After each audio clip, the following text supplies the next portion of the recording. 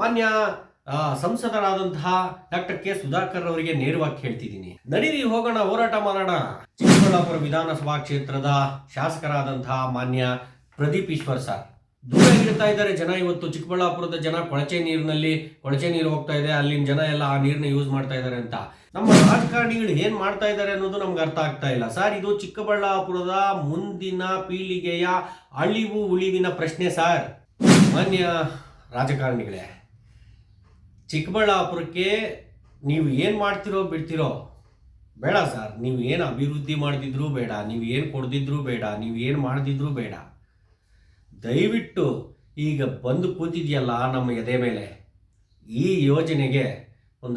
ಯೋಜನೆಯ ಸಮಸ್ಯೆಗೆ ಒಂದು ಪರಿಹಾರ ಅನ್ನೋದನ್ನು ಕಂಡುಕೊಟ್ಬಿಡಿ ಸರ್.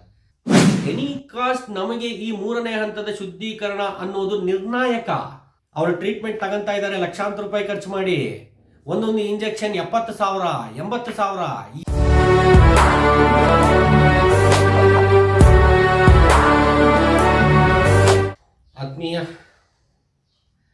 ಆತ್ಮೀಯ ಎಲ್ಲ ನನ್ನ ವೀಕ್ಷಕ ಬಂಧುಗಳಿಗೆ, ಹಿರಿಯರಿಗೆ, ಕಿರಿಯರಿಗೆ, ಸನ್ಮಿತ್ರರಿಗೆ ನಿಮ್ಮ ಸುನೀಲ್ ಆರಾಧ್ಯ ಮಾಡುವಂತಹ ಪ್ರೀತಿಪೂರ್ವಕ ನಮಸ್ಕಾರಗಳು. ಬಂಧುಗಳೇ, ನಾನಿವತ್ತು ಒಂದು ಗಂಭೀರವಾದಂತಹ ಚಿಕ್ಕಬಳ್ಳಾಪುರಕ್ಕೆ ಸಂಬಂಧಪಟ್ಟಂತಹ ವಿಚಾರವನ್ನು ಮಾತಾಡಲಿಕ್ಕೆ ತಮ್ಮ ಮುಂದೆ ಈ ವಿಡಿಯೋ ಮುಖಾಂತರ ಬಂದಿದ್ದೀನಿ. ಮತ್ತು ನಮ್ಮ ಸಂಬಂಧಪಟ್ಟಂತಹ ನಮ್ಮ ಚಿಕ್ಕಬಳ್ಳಾಪುರ ವಿಧಾನಸಭಾ ಕ್ಷೇತ್ರಕ್ಕೆ, ಲೋಕಸಭಾ ಕ್ಷೇತ್ರಕ್ಕೆ ಸಂಬಂಧಪಟ್ಟಂತಹ ರಾಜಕಾರಣಿಗಳಿಗೆ ಆ ಒಂದು ಸಮಸ್ಯೆಯ ಒಂದು ವಿಚಾರದ ಬಗ್ಗೆ, ಆ ವಿಚಾರದ ಗಂಭೀರತೆಯ ಬಗ್ಗೆ ಒಂದಷ್ಟು ರಿಕ್ವೆಸ್ಟನ್ನು ಮಾಡಿಕೊಳ್ಳಲಿಕ್ಕೆ, ವಿನಂತಿಯನ್ನು ಮಾಡಿಕೊಳ್ಳಲಿಕ್ಕೆ ಈ ವಿಡಿಯೋ ಮುಖಾಂತರ ತಮ್ಮ ಮುಂದೆ ಬಂದಿದ್ದೀನಿ. ವಿಷಯ ಏನಪ್ಪ ಅಂತಂದರೆ, ಚಿಕ್ಕಬಳ್ಳಾಪುರ ಮತ್ತು ಕೋಲಾರ ಅವಳಿ ಜಿಲ್ಲೆಗಳು ಬರಪೀಡಿತ ಜಿಲ್ಲೆಗಳು. ಇವಕ್ಕೆ ನೀರನ್ನು ಏನಾದರೂ ಮಾಡಿ ಒದಗಿಸಬೇಕು ಅಂತ ನಾನಾ ಥರದ ಯೋಜನೆಗಳನ್ನು ರೂಪಿಸಿ ಅದರಲ್ಲಿ ನೇರವಾಗಿ ಅನುಷ್ಠಾನ ಮಾಡಿದಂತಹ ಒಂದು ಯೋಜನೆ ಅದ್ಯಾವುದು ಅಂತಂದರೆ ಈ KC ವ್ಯಾಲಿ HN ವ್ಯಾಲಿ ಅನ್ನುವಂತಹ ಒಂದು ಯೋಜನೆ. ಈ ಯೋಜನೆ ಏನು ಅಂತಂದರೆ, ಹೆಬ್ಬಾಳ ಮತ್ತು ನಾಗವಾರದಲ್ಲಿ ವಾಸಿಸುವಂತಹ ಎಲ್ಲ ಜನರ ಡ್ರೈನೇಜ್ ವಾಟರನ್ನು ಅಥವಾ ಆ ಕಾರ್ಖಾನೆಗಳ ಒಂದು ಡ್ರೈನೇಜ್ ವಾಟರನ್ನು ಚಿಕ್ಕಬಳ್ಳಾಪುರಕ್ಕೆ ಪಂಪ್ ಮಾಡೋದು, ಸಂಸ್ಕರಿಸಿ ಪಂಪ್ ಮಾಡೋದು ಅಂತ. ಇದು ನೇರವಾಗಿ ಕುಡಿಯೋಕೆ ಬರಲ್ಲ, ಕುಡಿಯೋ ನೀರಿನ ಯೋಜನೆ ಅಲ್ಲ. ಬದಲಾಗಿ ಚಿಕ್ಕಬಳ್ಳಾಪುರದ ಮತ್ತು ಕೋಲಾರದ ಎಲ್ಲ ಕೆರೆಗಳಿಗೆ ಪಂಪ್ ಮಾಡೋದು ಈ ನೀರನ್ನು. ತನ್ಮೂಲಕ ವ್ಯವಸಾಯಕ್ಕೆ ಮತ್ತು ಅಲ್ಲಿನ ಆ ಪರಿಸರದ ಕೆರೆಯ ಪರಿಸರದ ಸುತ್ತಮುತ್ತಲಿನ ಎಲ್ಲ ಹಳ್ಳಿಗಳ ಬೋರ್ವೆಲ್ ವಾಟರ್ ಅಂತರ್ಜಲ ಮಟ್ಟವನ್ನು ಹೆಚ್ಚಿಸಲಿಕ್ಕೆ ಅಂತ ಈ ಯೋಜನೆಯನ್ನು ಮಾಡಿದ್ರು. ತರಾತುರಿಯಲ್ಲಿ ಯೋಜನೆ ಅನುಷ್ಠಾನವೂ ಆಯಿತು. 2 ಹಂತದಲ್ಲಿ ಸಂಸ್ಕರಿಸಿ ಈ ನೀರನ್ನು ಚಿಕ್ಕಬಳ್ಳಾಪುರ ಮತ್ತು ಕೋಲಾರದ ಅವಳಿ ಜಿಲ್ಲೆಗಳಿಗೆ ಎಲ್ಲ ಕೆರೆಗಳಿಗೆ ನೀರನ್ನು ಹರಿಸಿದ್ರು, ಇನ್ಕ್ಲೂಡಿಂಗ್ ಕಂದವಾರ ಕೆರೆಗೆ ಪ್ರಾರಂಭ ಆಗಿ ಇವತ್ತು ಚಿಕ್ಕಬಳ್ಳಾಪುರ ತಾಲೂಕಿನ ಅನೇಕ ಹಳ್ಳಿಗಳಲ್ಲಿ ಈ ಕೆರೆಗಳು ಈ ನೀರಿನಿಂದ ತುಂಬಿದೆ. ಐ ಥಿಂಕ್ ಒಂದಷ್ಟು ಬೋರ್ವೆಲ್ಗಳಲ್ಲಿ ಅಂತರ್ಜಲ ಮಟ್ಟ ಆಗಿರಬಹುದು. ಆದರೆ ಈ ನೀರಿನಿಂದ ಆಗಿರುವಂತಹ ದುಷ್ಪರಿಣಾಮಗಳು, ಮುಂದೆ ಆಗಬಹುದಾದಂತಹ ದುಷ್ಪರಿಣಾಮಗಳಿಗೆ ಯಾರು ಜವಾಬ್ದಾರಿ? ಇದನ್ನು ನಾವು ಯೋಚನೆ ಮಾಡಬೇಕಾಗ್ತದೆ. ಈ ಯೋಜನೆಯನ್ನು ತಂದಿದ್ದೇನೋ ಸರಿ, ಒಳ್ಳೆ ಉದ್ದೇಶದಿಂದನೇ ತಂದಿರ್ಬೋದು. ನಮಗೆ ನೀರಿಲ್ಲ ಅಥವಾ ಈ ನೀರು ಬಂದರೆ ಏನೋ ಒಂದು ಸ್ವಲ್ಪ ನಮ್ಮ ಜನ ಉದ್ಧಾರ ಆಗ್ಬೋದು, ನಮ್ಮ ರೈತರಿಗೆ ಒಂದಷ್ಟು ನೀರು ಸಿಕ್ಕಿದರೆ ಒಂದಷ್ಟು ವ್ಯವಸಾಯ ಮಾಡಿ ತನ್ಮೂಲಕ ಅವರ ಒಂದು ಜೀವನ ಮಟ್ಟ ಮೇಲೆ ಹೋಗ್ಬೋದು, ಉತ್ತಮಗೊಳ್ಬೋದು ಅನ್ನುವಂತಹ ಉದ್ದೇಶ, ಒಳ್ಳೆಯ ಉದ್ದೇಶದಿಂದನೇ ತಂದಿರ್ಬೋದು. ಆದರೆ ಎಲ್ಲ ತರಹದ ಆಗು ಹೋಗುಗಳನ್ನು ಗಮನಿಸಿತಾನೆ ನಾವು ಯಾವುದೇ ಒಂದು ಯೋಜನೆಯನ್ನು ತರಬೇಕು. ಅದು ಈ ಯೋಜನೆ ಅನ್ನುವಂಥದ್ದು ಸಾರ್ವಜನಿಕರಿಗೆ ನೇರವಾಗಿ ಸಂಬಂಧಪಟ್ಟಂಥದ್ದು. ಇದು ನನ್ನ ಮನೆಯ ಒಂದು ಯೋಜನೆ ಅಲ್ಲ, ನನ್ನ ಮನೆಗೆ ಮಾತ್ರ ಸಂಬಂಧಪಟ್ಟಂಥ ಯೋಜನೆ ಅಲ್ಲ, ಇದು ಸಾರ್ವಜನಿಕರಿಗೆ ಸಂಬಂಧಪಟ್ಟಂಥ ಯೋಜನೆ. ಹಾಗಾಗಿ ಈ ಒಂದು ಯೋಜನೆಯನ್ನು ಅನುಷ್ಠಾನಗೊಳಿಸಬೇಕಾದ್ರೆ ಅದರ ಹಿಂದೆ ಮುಂದೆ ಆಗುವಂತಹ ಆಗು ಹೋಗುಗಳು, ಪೂರಕವಾದಂಥ ವಿಚಾರಗಳು, ಮಾರಕವಾದಂಥ ವಿಚಾರಗಳು, ಸಾಧಕ ಬಾಧಕಗಳು ಏನು ಅನ್ನೋದ್ರ ಬಗ್ಗೆ ಪರಾಮರ್ಶೆ ಮಾಡಿ ಅನುಷ್ಠಾನ ಮಾಡಬೇಕು. ತರಾತುರಿಯಲ್ಲಿ ಏನೋ ಅನುಷ್ಠಾನ ಆಗೋಯ್ತು. 2ನೇ ಹಂತದ ಶುದ್ಧೀಕರಣ ಆಯಿತು, ಆದರೆ 3ನೇ ಹಂತದ ಶುದ್ಧೀಕರಣ ಆಗಬೇಕು, ಆದರೆ ಆಗಿಲ್ಲ.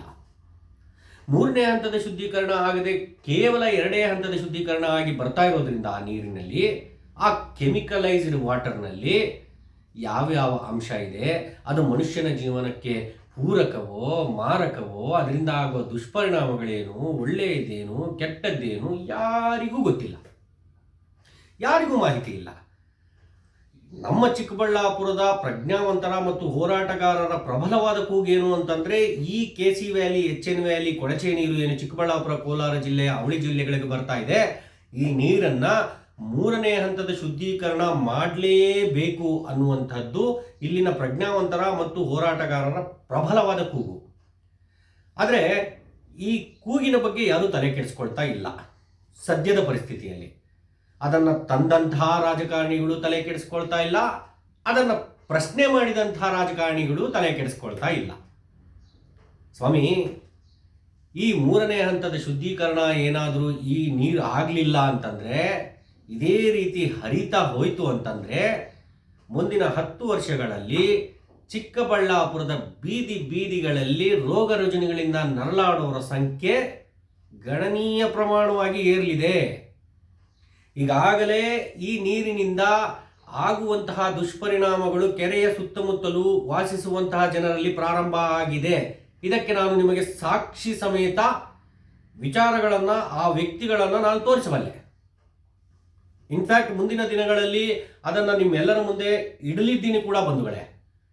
ಈಗಾಗಲೇ ಈ ಕೆರೆಗಳಿಗೆ ಏನು ಈ ನೀರು ಹರಿತಾ ಇದೆ, ಈ ನೀರಿನಿಂದ ಅನೇಕ ಜಲಚರಗಳು ಸಾವನ್ನಪ್ಪಿರುವಂತಹದ್ದು ಮತ್ತು ಅನೇಕ ರೀತಿಯ ದುಷ್ಪರಿಣಾಮಗಳಾಗಿರುವಂತಹದ್ದು ವರದಿಗಳಾಗಿವೆ. ಇನ್ನೂ ಒಂದು ಆಘಾತಕಾರಿ ವಿಚಾರ ಏನು ಅಂತಂದರೆ, ಚಿಕ್ಕಬಳ್ಳಾಪುರ ಜಿಲ್ಲೆಯ ಅಂತರ್ಜಲದಲ್ಲಿ ಯುರೇನಿಯಂ ಅಂಶ ಪತ್ತೆಯಾಗಿದೆ. ತಮ್ಮಲ್ಲಿ ಎಷ್ಟೋ ಜನಕ್ಕೆ ಯುರೇನಿಯಂನ ಬಗ್ಗೆ ಅಂದಾಜಿರೋದಿಲ್ಲ. ಈ ಯುರೇನಿಯಂ ಅನ್ನುವಂಥದ್ದು ಎಷ್ಟು ಪವರ್ಫುಲ್ಲು ಮತ್ತು ಡೇಂಜರಸ್ ಅಂತಂದರೆ, ಈ ಯುರೇನಿಯಂ ಅನ್ನುವಂತಹ ಅಂಶದ ಒಂದೇ ಒಂದು KGಯಿಂದ ಇಡೀ ಚಿಕ್ಕಬಳ್ಳಾಪುರಕ್ಕೆ 1 ವರ್ಷ ಕರೆಂಟನ್ನು ಕೊಡಬಹುದು, ವಿದ್ಯುತ್ತನ್ನು ಸರಬರಾಜು ಮಾಡಬಹುದು, ಉತ್ಪಾದನೆ ಮಾಡಬಹುದು.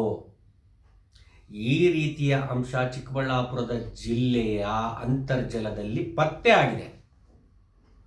ಇದ್ರ ಬಗ್ಗೆ ತಲೆ ಕೆಡಿಸ್ಕೊಳ್ಳೋರು ಯಾರು ಸ್ವಾಮಿ? ಈ ಒಂದು ಯೋಜನೆಯನ್ನು ತರಾತುರಿಯಲ್ಲಿ ಅನುಷ್ಠಾನಗೊಳಿಸಿ ತಾವು ಗ್ರೇಟ್ ಆಗಬೇಕು ಅಂತ ಕೆಲವು ರಾಜಕಾರಣಿಗಳು ತಂದರು. ಆ ರಾಜಕಾರಣಿಗಳಿಗೆ ಇವತ್ತು ಅದರ ಬಗ್ಗೆ ಮಾತಾಡಲಿಕ್ಕೆ ಅಥವಾ ಅದರ ಬಗ್ಗೆ ಒಂದು ಎಕ್ಸ್ಪ್ಲನೇಷನ್ ಕೊಡಲಿಕ್ಕೆ ಇವತ್ತು ಬಾಯ ಇಲ್ಲ, ಅದರ ಬಗ್ಗೆ ಮಾತಾಡ್ತಾ ಇಲ್ಲ. ಮತ್ತು ಅವತ್ತು ಈ ಯೋಜನೆ ಏನು ಚಿಕ್ಕಬಳ್ಳಾಪುರಕ್ಕೆ ಬರೋದಿದೆ ಅವತ್ತು ಪ್ರಬಲವಾಗಿ ಇದನ್ನು ವಿರೋಧ ಮಾಡಿ, ಇದರ ಬಗ್ಗೆ ನಾನಾ ರೀತಿ ಪ್ರಶ್ನೆ ಮಾಡಿ, ಇದರ ಬಗ್ಗೆ ಜನಕ್ಕೆ ಅವೇರ್ನೆಸ್ ಮೂಡಿಸೋಕೆ ಅಂತಾನೆ ಪಣ ತೊಟ್ಟು ನಿಂತಿದ್ದಂಥ ವ್ಯಕ್ತಿಗಳು ಇವತ್ತು ಇದನ್ನು ಪರಿಹಾರ ಅಥವಾ ಈ ಸಮಸ್ಯೆಗೆ ಒಂದು ಪರಿಹಾರ ಕೊಡುವಂತಹ ಒಂದು ಸ್ಥಾನದಲ್ಲಿ ಇದ್ದರೂ ಅದ್ರ ಬಗ್ಗೆ ತಲೆ ಕೆಡಿಸ್ಕೊಳ್ತಾ ಇಲ್ಲ, ಅದ್ರ ಬಗ್ಗೆ ಮಾತೇ ಇಲ್ಲ. ಗೊತ್ತಿಲ್ಲ ಇದಕ್ಕೆ ಕಾರಣ ಏನೂ ಗೊತ್ತಿಲ್ಲ. ಆದರೆ ಒಂದಂತೂ ಹೇಳುವಲ್ಲೇ, ಈ ನೀರು ಇನ್ನು 10 ವರ್ಷ 3ನೇ ಹಂತದ ಶುದ್ಧೀಕರಣ ಇಲ್ಲದೆ ಚಿಕ್ಕಬಳ್ಳಾಪುರಕ್ಕೆ ಏನಾದರೂ 2ನೇ ಹಂತದ ಶುದ್ಧೀಕರಣ ಆಗಿ ಇದೇ ರೀತಿ ಹರಿದು ಎಲ್ಲ ಕೆರೆಗಳಿಗೆ ಈ ನೀರು ತುಂಬಿದರೆ ಮುಂದೊಂದು ದಿನ ಅಲ್ಲ, ಕೇವಲ ಇನ್ನು 5ರಿಂದ 10 ವರ್ಷಗಳ ಒಳಗೆ ಚಿಕ್ಕಬಳ್ಳಾಪುರದ ರಸ್ತೆಗಳಲ್ಲಿ ಈ ರೋಗ ರುಜಿನಗಳಿಂದ ಸಾಯುವಂತಹವರ ಸಂಖ್ಯೆ ವೆಂಕಟೇಶ್ವರ ಬೇಕರಿ ದಿಲ್ ಪಸಂದ್ ಥರ ಆಗುತ್ತೆ. ಮಾನ್ಯ ರಾಜಕಾರಣಿಗಳೇ, ಚಿಕ್ಕಬಳ್ಳಾಪುರಕ್ಕೆ ನೀವು ಏನು ಮಾಡ್ತಿರೋ ಬಿಡ್ತಿರೋ ಬೇಡ ಸರ್. ನೀವು ಏನು ಅಭಿವೃದ್ಧಿ ಮಾಡಿದಿದ್ರೂ ಬೇಡ, ನೀವು ಏನು ಕೊಡ್ದಿದ್ರೂ ಬೇಡ, ನೀವು ಏನು ಮಾಡಿದಿದ್ರೂ ಬೇಡ.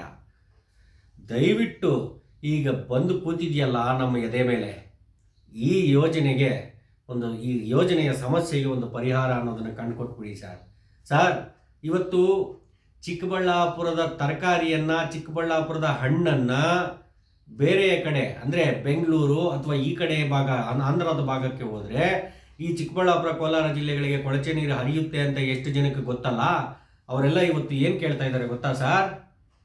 ಚಿಕ್ಕಬಳ್ಳಾಪುರದ ತರಕಾರಿ, ಚಿಕ್ಕಬಳ್ಳಾಪುರದ ಹಣ್ಣನ್ನು ನೋಡಿದರೆ ಇದು ಆ ಕೆರೆ ಸುತ್ತಮುತ್ತಲು ಬೆಳೆದಿರುವಂಥದ್ದಾ, ನಮಗೆ ಬೇಡ ಸ್ವಾಮಿ ಅಂತ ಹೇಳ್ತಿದ್ದಾರೆ.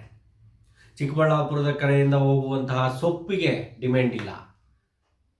ಈ ರೀತಿ ಆಗಿದೆ ನಮ್ಮ ಪರಿಸ್ಥಿತಿ. ನಮ್ಮನ್ನು ದೂರ ಇಡ್ತಾ ಇದ್ದಾರೆ ಜನ. ಇವತ್ತು ಚಿಕ್ಕಬಳ್ಳಾಪುರದ ಜನ ಕೊಳಚೆ ನೀರು ಹೋಗ್ತಾ ಇದೆ, ಅಲ್ಲಿನ ಜನ ಎಲ್ಲ ಆ ನೀರನ್ನ ಯೂಸ್ ಮಾಡ್ತಾ ಇದ್ದಾರೆ ಅಂತ. ಇನ್ನೂ ಒಂದು ವಿಚಾರ ಏನು ಅಂತಂದರೆ, ಚಿಕ್ಕಬಳ್ಳಾಪುರದ ಈ ಕೆಂದವಾರ ಕೆರೆಯ ಆಜುಬಾಜು ಏನು ಏರಿಯಾಗಳಿದ್ದಾವಲ್ಲ, ಆ ಏರಿಯಾಗಳಲ್ಲಿ ಸ್ವಂತ ಬೋರುಗಳಲ್ಲಿ ಸ್ವಂತ ಬೋರ್ಗಳನ್ನು ಏನು ಹಾಕ್ಕೊಂಡಿದ್ದಾರೆ, ಬೋರ್ವೆಲ್ಗಳನ್ನು, ಆ ನೀರಿನಲ್ಲಿ ಕೂಡ ಆ ಸ್ವಂತ ಬೋರ್ಗಳನ್ನು ಹಾಕ್ಕೊಂಡಿರುವಂತಹ ಬೋರ್ವೆಲ್ಗಳಲ್ಲಿ ಬರ್ತಾ ಇರುವಂತಹ ವಾಟರ್ ಕಲುಷಿತವಾಗಿ ಬರ್ತಾ ಇದೆ, ನೀರು ಕಲುಷಿತವಾಗಿ ಬರ್ತಾ ಇದೆ. ಇದಕ್ಕೆ ಅನೇಕ ಸಾಕ್ಷಿಗಳನ್ನು ನಾನು ಕೊಡಬಲ್ಲೆ ನಿಮಗೆ. ಯಾಕೆ ಸರ್ ಇದ್ರ ಬಗ್ಗೆ ಯಾರೂ ಪ್ರಶ್ನೆ ಮಾಡ್ತಾ ಇಲ್ಲ? ಮೊನ್ನೆ ನಿಮಗೆ ವಿಧಾನಸೌಧದಲ್ಲಿ ಕಲಾಪದಲ್ಲಿ ನಿಮಗೊಂದಷ್ಟು ಸಮಯ ಅಂತ ಸಿಕ್ಕಿದಾಗ ನಮ್ಮ ವಿಧಾನಸಭಾ ಕ್ಷೇತ್ರದ ಶಾಸಕರಿಗೆ ಹೇಳ್ತಾ ಇದ್ದೀನಿ, ಮೊನ್ನೆ ನಿಮಗೆ ಕಲಾಪದಲ್ಲಿ ಸಮಯ ಅಂತ ಸಿಕ್ಕಿದಾಗ ಇದರ ಬಗ್ಗೆ ನೀವು ಮಾತನಾಡಲಿಲ್ಲ. ನಮ್ಮ ರಾಜಕಾರಣಿಗಳು ಏನು ಮಾಡ್ತಾ ಇದ್ದಾರೆ ಅನ್ನೋದು ನಮ್ಗೆ ಅರ್ಥ ಆಗ್ತಾ ಇಲ್ಲ ಸರ್. ಇದು ಚಿಕ್ಕಬಳ್ಳಾಪುರದ ಮುಂದಿನ ಪೀಳಿಗೆಯ ಅಳಿವು ಉಳಿವಿನ ಪ್ರಶ್ನೆ ಸರ್. ಮುಂದಿನ ಪೀಳಿಗೆಯ ಅಳಿವು ಉಳಿವಿನ ಪ್ರಶ್ನೆ, ನಮ್ಮ ಮುಂದಿನ ಪೀಳಿಗೆಯ ಅಸ್ಮಿತೆಯ ಪ್ರಶ್ನೆ. ಯಾಕೆ ಸರ್ ಯಾರು ತಲೆ ಕೆಡಿಸ್ಕೊಳ್ತಾ ಇಲ್ಲ? ಮಾನ್ಯ ಸಂಸದರಾದಂತಹ ಡಾಕ್ಟರ್ ಕೆ ಸುಧಾಕರ್ ಅವರಿಗೆ ನೇರವಾಗಿ ಹೇಳ್ತಿದ್ದೀನಿ, ಸರ್ ಈ ಯೋಜನೆಯನ್ನು ತಂದದ್ದು ನೀವು. ಈ ಯೋಜನೆಯನ್ನು ಒಳ್ಳೆಯ ಉದ್ದೇಶದಿಂದ ಚಿಕ್ಕಬಳ್ಳಾಪುರದ ಜನ ಚೆನ್ನಾಗಿರಬೇಕು, ಚಿಕ್ಕಬಳ್ಳಾಪುರಕ್ಕೆ ಒಂದಷ್ಟು ನೀರು ಸಿಕ್ಕಿದ್ರೆ ಏನೋ ಜನ ಉದ್ಧಾರ ಆಗ್ತಾರೆ ಅನ್ನುವಂಥ ಸದುದ್ದೇಶದಿಂದ ನೀವು ತಂದ್ರಿ, ನಾವು ಒಪ್ಕೊಳ್ತೀವಿ ಸರ್. ಇವತ್ತು ಈ ಯೋಜನೆಯಿಂದ ಆಗುವಂತಹ ದುಷ್ಪರಿಣಾಮಗಳ ಬಗ್ಗೆ ನಿಮಗೆ ಚೆನ್ನಾಗಿ ಗೊತ್ತು. ಈ ಯೋಜನೆಗೆ ಇನ್ನೇನು ಆಗಬೇಕು ಅನ್ನೋದು ಕೂಡ ನಿಮಗೆ ಚೆನ್ನಾಗಿ ಗೊತ್ತು. ಆದರೆ ಇವತ್ತು ನೀವು ಅದ್ರ ಬಗ್ಗೆ ಏನು ಪ್ರಶ್ನೆ ಮಾಡ್ತಾ ಇಲ್ಲ. ಯಾಕಾಗಲ್ಲ ಸರ್? ನಿಮ್ಮ ಕೈ ನೀವೂ ಮಾಡ್ಬೋದಲ್ವಾ? ನೀವು ಯಾಕೆ ಇವತ್ತು ಅನೇಕ ಕಾರ್ಯಕ್ರಮಗಳನ್ನು ಮಾಡಿ ಜನರನ್ನು ಒಗ್ಗೂಡಿಸ್ತಾ ಇದ್ದೀರಾ? ಅದೇ ರೀತಿ ಚಿಕ್ಕಬಳ್ಳಾಪುರ ಜಿಲ್ಲೆಯ ಜನಗಳನ್ನೆಲ್ಲ ಒಗ್ಗೂಡಿಸ್ಕೊಂಡು ವಿಧಾನಸೌಧದ ಮುಂದೆ ಒಂದು ಹೋರಾಟ ಮಾಡಿ ಸರ್. ವಿಧಾನಸೌಧಕ್ಕೆ ಒಂದು ಹೋರಾಟ ಹೋಗೋಣ, ಜಾಥಾ ಹೋಗೋಣ, ನಡೀರಿ. ಎಲ್ಲರ ಬೆಂಬಲ ನಿಮ್ಗಿರುತ್ತೆ. ಯಾಕಂತಂದ್ರೆ ಪ್ರಜ್ಞಾವಂತ ನಾಗರಿಕರು, ಎಲ್ಲ ನಾಗರಿಕರು ನಿಮಗೆ ಸಹಾಯ ಮಾಡ್ತಾರೆ, ನಿಮ್ಮ ಬೆಂಬಲಕ್ಕೆ ನಿಲ್ತಾರೆ. ನಡೀರಿ, ಹೋಗೋಣ, ಹೋರಾಟ ಮಾಡೋಣ, ಕನ್ವಿನ್ಸ್ ಮಾಡೋಣ. ಕನ್ವಿನ್ಸ್ ಮಾಡಕ್ಕೆ ಒಪ್ಪದೆ ಹೋದ್ರೆ ಹೋರಾಟ ಮಾಡಿ ಗೆಲ್ಲೋಣ. ಅಟ್ ಎನಿ ಕಾಸ್ಟ್ ನಮಗೆ ಈ 3ನೇ ಹಂತದ ಶುದ್ಧೀಕರಣ ಅನ್ನೋದು ನಿರ್ಣಾಯಕ. ಇದು ತಮಗೂ ಸಹ ಗೊತ್ತು. ಆದರೆ ಇದ್ರ ಬಗ್ಗೆ ತಲೆನೇ ಕೆಡಿಸ್ಕೊಳ್ತಾ ಇಲ್ಲ ತಾವು. ಮೊನ್ನೆ ಯಾವುದೋ ಸುದ್ದಿಗೋಷ್ಠಿಯಲ್ಲಿ ನೀವು ಹೇಳೋದು ಕೇಳಿಸ್ಕೊಂಡೆ, 22,000 ಸೈಟ್ ಕೊಡುವಂಥದ್ದು ನನ್ನ ಜವಾಬ್ದಾರಿ, ಅದನ್ನು ಕೊಡದೆ ಹೋದರೆ ಮುಂದಿನ ಸಾರಿಗೆ ನಾನು ರಾಜಕೀಯ ನಿವೃತ್ತಿ ತಗೊಂಡ್ಬಿಡ್ತೀನಿ ಅಂತ ಹೇಳ್ತಿದ್ದೆ. ಆಯಿತು ಸರ್, ಮಾಡಿ, ಇಲ್ಲ ಅಂತ ಹೇಳಲಿಲ್ಲ. ನೀವು ಎಲ್ಲ ಯೋಜನೆಗಳನ್ನು ಮಾಡುವಂತಹ ಕ್ಯಾಲಿಬರ್ ಇರುವಂತಹ ರಾಜಕಾರಣಿ, ಮಾಡಿ ತೋರಿಸಿರುವಂತಹ ರಾಜಕಾರಣಿ ಕೂಡ ಮಾಡಿ. ಆದರೆ ಇದನ್ನು ಬಿಡಬೇಡಿ ಸರ್, ದಯವಿಟ್ಟು. ಇದು ನಮಗೆ ತುಂಬ ಅವಶ್ಯಕತೆ ಇದೆ ಸರ್. ಇದು ಈಗಾಗಲೇ ಬಂದುಬಿಟ್ಟಿದೆ. ಇದರ ದುಷ್ಪರಿಣಾಮಗಳು ಈಗಾಗಲೇ ಸ್ಟಾರ್ಟ್ ಆಗಿಬಿಟ್ಟಿದೆ. ಇದರಿಂದ ಅಪರೂಪದ ಕಾಯಿಲೆಗಳಿಗೆ, ಕ್ಯಾನ್ಸರ್ ಅಂತಹ ಮಾರಣಾಂತಕ ಕಾಯಿಲೆಗಳಿಗೆ ತುತ್ತಾಗಿರುವಂತಹ ಜನ ಇದ್ದಾರೆ. ಅವರು ಟ್ರೀಟ್ಮೆಂಟ್ ತಗೊಂತಾ ಇದ್ದಾರೆ ಲಕ್ಷಾಂತರ ರೂಪಾಯಿ ಖರ್ಚು ಮಾಡಿ. ಒಂದೊಂದು ಇಂಜೆಕ್ಷನ್ 70,000, 80,000 ಇಷ್ಟು ಖರ್ಚು ಮಾಡಿ ಇಂಜೆಕ್ಷನ್ಗಳನ್ನು ತಗೊಬೇಕಾಗಿದೆ. ಇವತ್ತು ಜನ ತಗೊಳ್ತಾ ಇರೋರು ನಮ್ಮ ಕಣ್ಮುಂದೆ ಇದ್ದಾರೆ.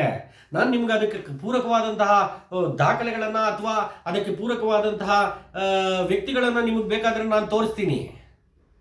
ದಯವಿಟ್ಟು ಇದ್ರ ಬಗ್ಗೆ ಮಾತನಾಡಿ. ದಯವಿಟ್ಟು ಜನಗಳನ್ನು ಒಗ್ಗೂಡಿಸಿ ಹೋರಾಟ ಮಾಡೋಣ, ಹೋರಾಟ ಮಾಡಿ ಗೆಲ್ಲೋಣ. 3ನೇ ಹಂತದ ಶುದ್ಧೀಕರಣವನ್ನು ಎನಿ ಕಾಸ್ಟ್ ತಗೊಂಬರೋಣ. ಇದು ನಿಮಗೆ ನಮ್ಮ ಜಿಲ್ಲೆಯ ಜನರ ಪರವಾಗಿ, ನಮ್ಮ ಚಿಕ್ಕಬಳ್ಳಾಪುರ ತಾಲೂಕಿನ ಜನರ ಪರವಾಗಿ ನಿಮಗೆ ಮಾಡ್ಕೊಳ್ತಾ ಇರುವಂತಹ ಅತ್ಯಂತ ವಿನಯಪೂರ್ವಕವಾದಂತಹ ವಿನಂತಿ ಸರ್. ಇನ್ನು ನಮ್ಮ ಹೆಸರಾಂತ, ಜನಪ್ರಿಯ, ಪ್ರಖ್ಯಾತ ಚಿಕ್ಕಬಳ್ಳಾಪುರ ವಿಧಾನಸಭಾ ಕ್ಷೇತ್ರದ ಶಾಸಕರಾದಂತಹ ಮಾನ್ಯ ಪ್ರದೀಪ್ ಈಶ್ವರ್ ಸರ್, ತಾವೊಬ್ಬ ಮೇಧಾವಿ, ಜೀನಿಯಸ್. ಮತ್ತು ಈ ಯೋಜನೆಯ ಸಾಧಕ ಬಾಧಕಗಳೇನು, ಇದು ಯಾವುದಕ್ಕೆ ಪೂರಕ, ಯಾವುದಕ್ಕೆ ಮಾರಕ, ಇದರಿಂದ ಆಗುವಂತಹ ಉಪಯೋಗಗಳೇನು, ಇದರಿಂದ ಆಗುವಂತಹ ದುರುಪಯೋಗಗಳೇನು, ಅಥವಾ ಇದರಿಂದ ಆಗುವಂತಹ ಅಪಾಯ ಏನು ಅನ್ನೋದು ತಮಗೆ ಚೆನ್ನಾಗಿ ಗೊತ್ತಿದೆ. ಹೀಗೆ ಒಂದಷ್ಟು ವರ್ಷಗಳ ಹಿಂದೆ ಇದನ್ನು ಪ್ರಬಲವಾಗಿ ವಿರೋಧಿಸಿದವರು ತಾವೇ. ಪ್ರಬಲವಾಗಿ ವಿರೋಧಿಸಿದ್ದೇ ಅಲ್ಲದೆ ಇದರಿಂದ ಏನೇನು ದುಷ್ಪರಿಣಾಮಗಳಾಗುತ್ತೆ, ಇದರಿಂದ ಕಿಡ್ನಿಗಳು ಫೇಲ್ಯೂರ್ ಆಗುತ್ತೆ, ಇದರಿಂದ ಬರಬಾರದ ಕಾಯಿಲೆಗಳು ಬರುತ್ತೆ ಅಂತ ಬೀದಿಯಲ್ಲಿ ನಿಂತುಕೊಂಡು ಜನಕ್ಕೆಲ್ಲ ಅವೇರ್ನೆಸ್ ಅನ್ನು ಕೊಟ್ಟಂಥವ್ರು ತಾವೇ. ಇವತ್ತು ತಾವು ಅದನ್ನು ಪ್ರಶ್ನಿಸುವಂತಹ ಸ್ಥಾನದಲ್ಲಿದ್ರಿ, ಆದರೆ ಇವತ್ತು ಅದನ್ನು ಪರಿಹರಿಸುವಂತಹ ಸ್ಥಾನದಲ್ಲಿದ್ದೀರಾ. ಆದರೆ ಅದರ ಬಗ್ಗೆ ಮಾತನಾಡ್ತಾ ಇಲ್ಲ. ದಯವಿಟ್ಟು ಅದರ ಬಗ್ಗೆ ಮಾತನಾಡಿ. ಅದರ ಬಗ್ಗೆ ಒಂದು ಪರಿಹಾರವನ್ನು ತರಲಿಕ್ಕೆ ಪ್ರಯತ್ನ ಮಾಡಿ. ನೀವು ಮನಸ್ಸು ಮಾಡಿದರೆ ಯಾವುದು ದೊಡ್ಡ ವಿಚಾರ ಅಲ್ಲ ಸರ್. ಕನ್ವಿನ್ಸ್ ಮಾಡೋದರಲ್ಲಿ ಮತ್ತು ಯಾವುದೇ ಒಂದು ವಿಚಾರವನ್ನು ಒಪ್ಪಿಸೋದರಲ್ಲಿ ತಾವು ನಿಸ್ಸೀಮರು ಅನ್ನುವಂತಹದ್ದನ್ನು ಪ್ರೂವ್ ಮಾಡ್ಕೊಂಡಿದ್ದೀರಾ ಈಗಾಗಲೇ. ಆಗಲ್ಲ ಅನ್ನುವಂತಹ ವಿಚಾರವನ್ನು ಕೂಡ ಆಗಿಸಿ ತೋರಿಸಿದಂತಹ ವ್ಯಕ್ತಿ ನೀವು. ಮಾತಾಡಿ, ನಿಮ್ಮ ಒಂದು ಆರು ತಾಲೂಕುಗಳ ಒಂದು MLAಗಳನ್ನು ಮಾತನಾಡಿ ಅವರನ್ನು ಕರ್ಕೊಂಡು ಹೋಗಿ, ಜೊತೆಗೆ ನೀವೇ ಕೂತ್ಕೊಂಡು ಪರ್ಸನಲ್ ಆಗಿ ಎಕ್ಸ್ಪ್ಲೈನ್ ಮಾಡಿ ನಿಮ್ಮ CM ಸಾಹೇಬರಿಗೆ, ಸರ್ ಹಿಂಗಿದೆ ಸರ್, ಮುಂದೆ ಹೋದರೆ ಹಿಂಗಾಗುತ್ತೆ ಸರ್, ಈಗ ಮಾಡೋಣ ಸರ್, ಇದನ್ನು ಏನಾದರೂ ಮಾಡಿ ಮುಗಿಸೋಣ ಸರ್ ಅಂತ ಒಂದು ಕನ್ವಿನ್ಸನ್ನು ಮಾಡಿ, ಇದನ್ನು ಒಪ್ಪಿಸಿ ಏನಾದರೂ ಮಾಡಿ 3ನೇ ಹಂತದ ಶುದ್ಧೀಕರಣವನ್ನು ತಗೊಂಡು ಬನ್ನಿ ಸರ್.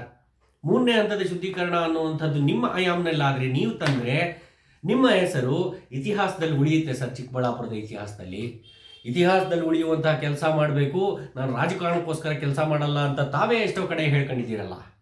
ಈಗ ಮಾಡಿ ಸರ್ ದಯವಿಟ್ಟು. ಈ 3ನೇ ಹಂತದ ಶುದ್ಧೀಕರಣ ಅನ್ನೋದು ಚಿಕ್ಕಬಳ್ಳಾಪುರಕ್ಕೆ ಬರದೇ ಹೋದರೆ ಇನ್ನು 5 ರಿಂದ 10 ವರ್ಷದೊಳಗೆ ಚಿಕ್ಕಬಳ್ಳಾಪುರದಲ್ಲಿ ಜೀವನ ಮಾಡೋದು ಕಷ್ಟ ಆಗುತ್ತೆ ಅನ್ನುವಂತಹದ್ದು ಎಲ್ಲ ತಜ್ಞರ ಮಾತು ಸರ್. ದಯವಿಟ್ಟು ಈ 3ನೇ ಹಂತದ ಶುದ್ಧೀಕರಣದ ಬಗ್ಗೆ ಮಾತನಾಡಿ, ದಯವಿಟ್ಟು ಇದಕ್ಕೊಂದು ಪರಿಹಾರ ಕೊಡಿ. ಮುಂದೊಂದು ದಿನ ನಮ್ಮ ಈಗಲೇ ಮನುಷ್ಯನ ಆಯುಷ್ ಕಡಿಮೆ ಆಗಿ ಹೋಗಿದೆ, ಇನ್ನು ಮುಂದೆ ಇರೋ ಚಿಕ್ಕಬಳ್ಳಾಪುರದಲ್ಲಿ ಇರೋಕ್ಕೆ ಆಗಲ್ಲ ಅಂತ ಗುಳೆ ಹೋಗೋ ಪರಿಸ್ಥಿತಿ ಬರ್ಬೋದಾ? ಗುಳೆ ಹೋಗೋಕ್ಕೆ ನಮಗೆ ತಯಾರಿಲ್ಲ ಸರ್. ನಾವು ಇದೇ ಊರಲ್ಲಿ ಹುಟ್ಟಿದ್ದೀವಿ, ಇದೇ ಊರಲ್ಲಿ ಸಾಯ್ತೀವಿ. ನಾವು ಈ ಊರು ಬಿಟ್ಟು ಹೋಗೋಕ್ಕೆ ನಮಗೆ ಇಷ್ಟ ಇಲ್ಲ ಸರ್. ನಮ್ಮ ಮುಂದಿನ ಪೀಳಿಗೆಯನ್ನು ಉಳಿಸಿ ಸರ್. ಮಾನ್ಯ ಚಿಕ್ಕಬಳ್ಳಾಪುರ ಲೋಕಸಭಾ ಕ್ಷೇತ್ರದ ಸಂಸದರೇ, ಚಿಕ್ಕಬಳ್ಳಾಪುರ ವಿಧಾನಸಭಾ ಕ್ಷೇತ್ರದ ಶಾಸಕರೇ, ದಯವಿಟ್ಟು ನಮಗೆ ಯಾವ ಭೇದವೂ ಇಲ್ಲ. ನಮಗೆ ರಾಜಕಾರಣಿಗಳೆಲ್ಲ ಒಂದೇನೆ.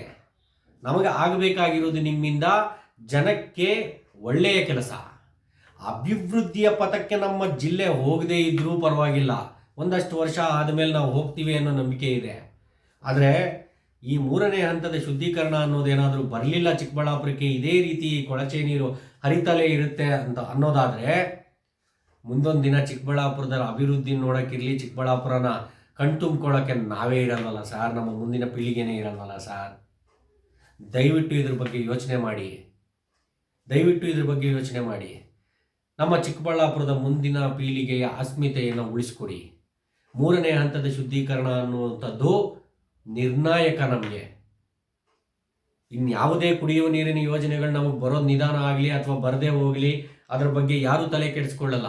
ಆದರೆ ಈಗಾಗಲೇ ಬಂದುಬಿಟ್ಟಿದೆ ಸರ್, ಇದರ ದುಷ್ಪರಿಣಾಮಗಳು ಈಗಾಗಲೇ ಪ್ರಾರಂಭ ಆಗಿಬಿಟ್ಟಿದೆ. ನಮಗೀಗ ಈ 3ನೇ ಹಂತದ ಶುದ್ಧೀಕರಣವೋ ಅಥವಾ 4ನೇ ಹಂತದ ಶುದ್ಧೀಕರಣವೋ ಈ ಶುದ್ಧೀಕರಣಗಳು ಅನ್ನುವಂಥದ್ದು ಆಗಲಿಲ್ಲ ಅಂತಂದರೆ ಈ ನೀರು ನಿಲ್ಲೋದಂತೂ ಇದು ಆಗಲ್ಲ ಸಾಧ್ಯ ಆಗಲ್ಲ ಅನ್ನುವಂಥದ್ದು ನಮಗೆ ಮನದಟ್ಟಾಗ್ಬಿಟ್ಟಿದೆ. ಅಥವಾ ನಿಂತರೂ ಏನು ಮಾಡೋದು ಮುಂದೆ ಆ ಯೋಜನೆ ನಮಗೆ ಗೊತ್ತಿಲ್ಲ. ಆದರೆ ಈಗ ಇರೋವಂಥದ್ದನ್ನು ದಯವಿಟ್ಟು ಸರಿ ಮಾಡಿ. ನಮಗೆ ಇನ್ಯಾವ ಅಭಿವೃದ್ಧಿ ಕಾರ್ಯಗಳು ನೀವು ಮಾಡದೆ ಹೋದರೂ ನಮಗೆ ಬೇಡ ಸರ್. ನಾವು ಕೇಳ್ಕೊಡುವಂತಹದ್ದು ಇಷ್ಟೇ, ದಯವಿಟ್ಟು ಈ KC ವ್ಯಾಲಿ HN ವ್ಯಾಲಿಗೆ ಏನು ನೀವು ಈ 2 ಹಂತದಲ್ಲಿ ಶುದ್ಧೀಕರಣ ಮಾಡಿ ಬಿಡ್ತಿದ್ದೀರಲ್ಲ, ಈ ನೀರನ್ನು, ಈ ಕೆಮಿಕಲೈಸ್ಡ್ ವಾಟರನ್ನು, ಡ್ರೈನೇಜ್ ವಾಟರನ್ನು, ದಯವಿಟ್ಟು ಇದಕ್ಕೆ 3ನೇ ಹಂತದ ಶುದ್ಧೀಕರಣವನ್ನು ಮಾಡಿಕೊಡಿ. 3ನೇ ಹಂತದ ಶುದ್ಧೀಕರಣವನ್ನು ಅಟ್ ಎನಿ ಕಾಸ್ಟ್ ದಯವಿಟ್ಟು ತಗೊಂಡು ಬನ್ನಿ.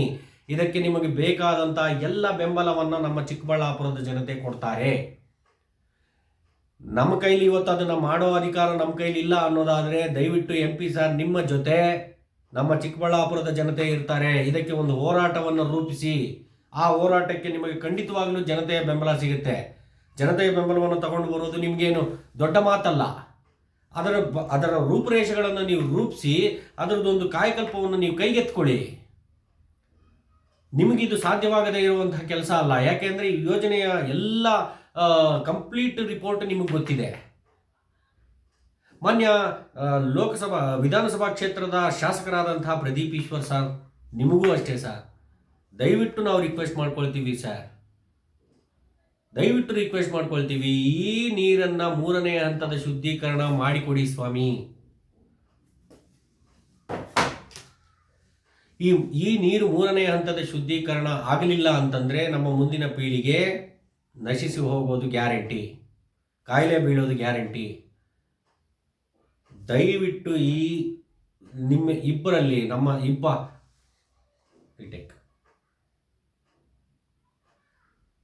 ದಯವಿಟ್ಟು ಹೇಳ್ತೀನಿ ಸರ್, ನಿಮಗೆ ಕೈ ಮುಗಿದು ಬೇಡ್ಕೊತೀನಿ. ಈ HN ವ್ಯಾಲಿ KC ವ್ಯಾಲಿ ನೀರು ಏನು ಬರ್ತಾ ಇದೆ, ಕೊಳಚೆ ನೀರು 2 ಹಂತದಲ್ಲಿ ಸಂಸ್ಕರಿಸಿ ಬರ್ತಾ ಇದೆ ಚಿಕ್ಕಬಳ್ಳಾಪುರಕ್ಕೆ, ಇದನ್ನು 3ನೇ ಹಂತದ ಶುದ್ಧೀಕರಣ ಮಾಡಲಿಕ್ಕೆ ಇಬ್ಬರು ಮನಸ್ಸು ಮಾಡಿ ಯಾರಿಂದ ಸಾಧ್ಯವೋ ದಯವಿಟ್ಟು ಈ 3ನೇ ಹಂತದ ಶುದ್ಧೀಕರಣವನ್ನು ಮಾಡಿಸಿ. ಇದು ನಮ್ಮ ಇಡೀ ಚಿಕ್ಕಬಳ್ಳಾಪುರದ ಎಲ್ಲ ಜನರ ಒಂದು ಆಗ್ರಹಪೂರ್ವಕ ವಿನಂತಿ ಅಂತ ತಿಳ್ಕೊಳ್ಳಿ. ವಂದನೆಗಳೊಂದಿಗೆ ಸುನೀಲ್ ಆರಾಧ್ಯ.